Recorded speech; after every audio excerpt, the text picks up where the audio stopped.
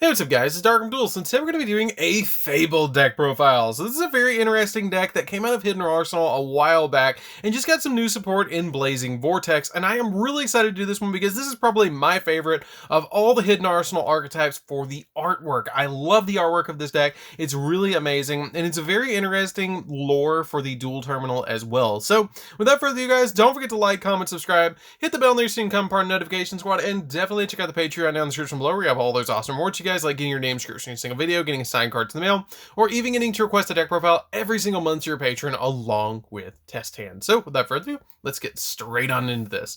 So first off, we're going to be playing 3 copies of Fabled Grimrow. So Fabled Grimrow is a really good card in this deck that has the ability that if you control a Fabled monster, you can send this card from your hand to the graveyard to add a Fabled monster from your deck to your hand, which is extremely powerful and probably one of the best cards in the entire deck, just to be able to get you a search to get the exact Fable that you want out of the deck. We then play 3 of the new Fabled monster, which is a also really interesting card. And if this card's in your hand, you can discard 2 monsters except this card, including another Fabled monster. And if you do, you special summon this card from your hand. So it's almost like a Dark Lord Nastin-ish effect. And it also has the ability that if this card is summoned this way, this card gains 2 in attack for each monster discarded. And if this card is discarded to the graveyard, you get to add 1 Fabled spell or trap from your deck to your hand. This card literally has no downside, which is why you play it as a 3-up. We then play 3 copies of Fabled Ganesh. Fabled Ganesh is really good because it has the ability that when this card is discarded to the graveyard, you instantly special summon it, and then when this card is special summoned this way, it gains 2 in attack, and if it is removed from play when it is removed from the field, so you banish it when it leaves the field, which is still a pretty good effect, just to be able to get you a level 3 monster on your side of the field so you can start synchro climbing. We then play 3 of the other Fabled card, which is a really good card too because it has the ability that during your main phase, you can discard a Fabled card and then special summon this card from your hand, and then when this card is special summoned this way, you can special summon 1 level 2 or lower Fabled monster from your hand, which is a really good effect that it has a follow-up play to get you an additional Fabled out of your hand to your side of the field. We then play 3 copies of Fabled Cerberus. Cerberus is really good because it has the ability, if it's discarded, you just instantly special summon it to your side of the field, and it is a tuner monster, which helps out a lot in this deck, just to be able to get you additional tuner monsters on your side of the field. We then play 3 copies of Fabled Cruz. Cruz is really good because her effect is when this card is discarded to the graveyard, you get to select 1 or level 4 or lower Fabled monster in your graveyard and special summon it, which is really helpful because you're going to be sending a lot of your Fabled monsters from your side of the field and from your hand to the graveyard for synchro plays and to discard them to special summon one another. So it's a really good effect just to be able to get the effect off to be able to special summon it to your side of the field. We then play 2 of the new Fabled Beaver. This is really cool too because if this card is in the graveyard, then you can discard a Fabled, and if you do, you special summon this card by banishing when it leaves the field. But it's a really good card just to be able to have an additional tuner monster, which is a really nice effect to be able to just get it from the graveyard back to your side of the field. We then play 3 of the Fabled Luri. Luri is really good because it has the ability that is discarded to the graveyard, you just instantly special summon it. A lot of your Fabled monsters actually share that effect, that if they're discarded, you just instantly special summon them. I've thought about playing this card as a 3-of, but there was some other spells and traps that I wanted to play over it, that I will mention later. If you do decide you want to play 3 of this, there is ways that you can kind of play around it. We then play 3 copies of Fabled Chawa.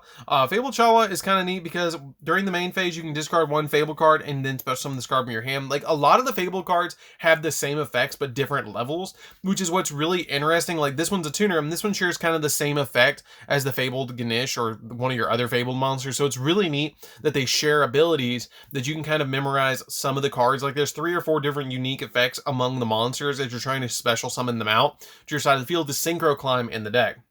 And then play a single copy of Fabled Catsith.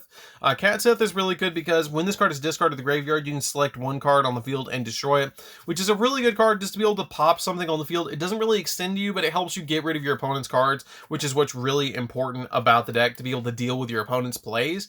And so this is one of the ways that you can actually do that. So that's it for the monsters, guys. Let's get into the spells. And you can actually play dangers in here. I will mention that too. You can play dangers in here, like playing Chupacabra and Nessie and Jackalope, Tatsunoko, or Tsuchinoko in the deck. And there's a lot of ways that you can actually drop certain cards in the deck to be able to play those. I didn't play those because I wanted to play a pure build. So For the spells, guys, we're going to be playing a single copy of Monster Reborn because it's a great extender in this deck just to be able to get you additional plays. I play a single copy of Card Destruction because, as you saw with a bunch of the different Fable cards, when they're discarded, they instantly special summon themselves, so Card Destruction is ridiculous in this deck.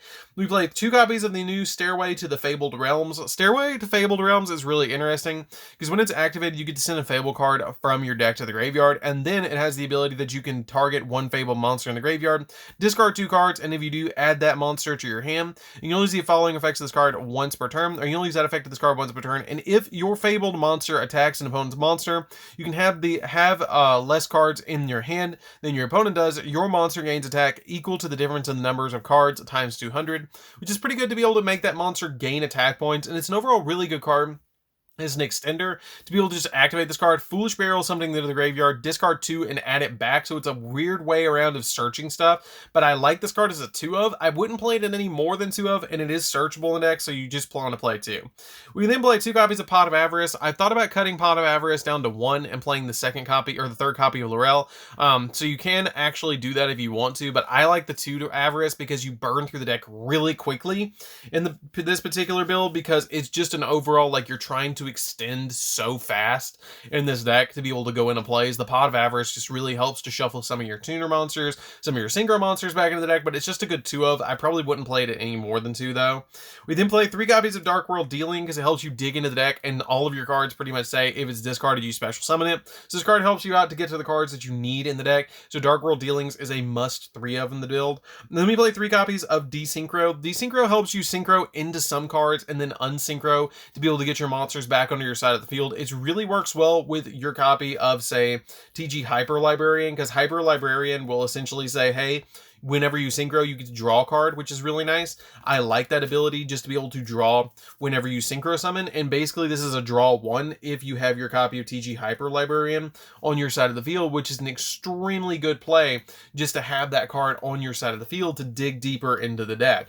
And so this card is just an overall great card in the deck. The interesting thing is you can actually target your opponent's synchro monsters and desynchro their monsters too, which is a very neat kind of play, because it says you get to target one synchro monster on the field and return that target to the extra deck. Then if all monsters that were used for that card synchro summon are in the graveyard, you special summon all of them. But if your opponent doesn't have at least one of them is missing, like it's banished or they've resummoned to the side of the field, they don't get anything, and it's just an instant removal of a synchro monster, which is super funny.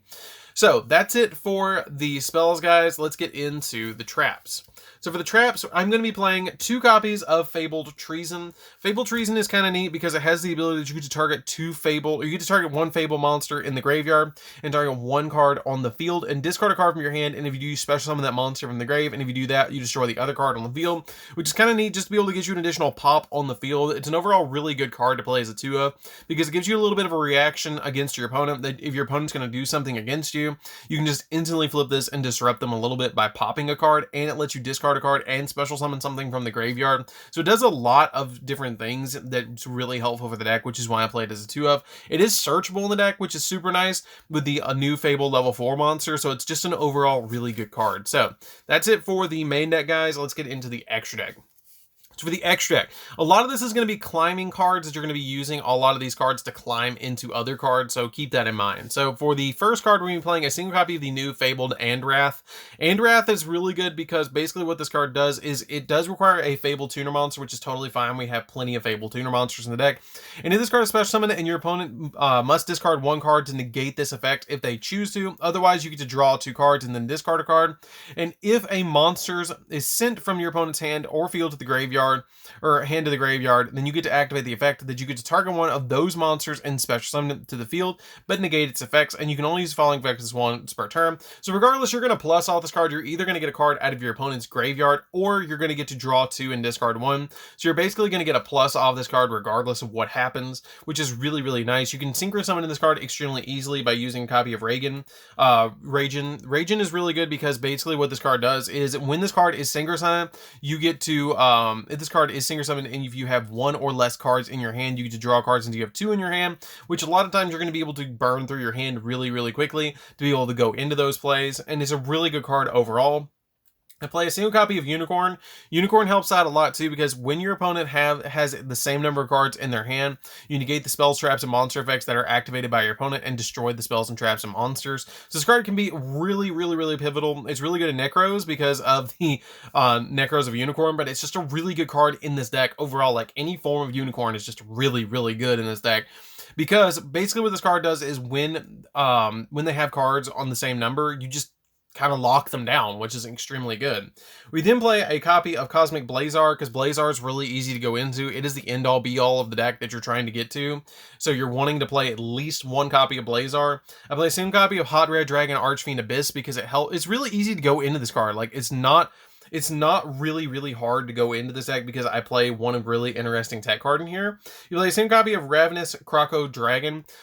This card is really cool too because it helps you kind of climb in your plays and helps you draw cards and discard 2 cards and target card on the field and destroy it, which is really an overall great effect. One copy of Crystal Wing because you can go for Crystal Wing really easily in this deck. And then the way that you actually go for Bane, or not for Bane, but for Hot Red Dragon Archfiend Abyss.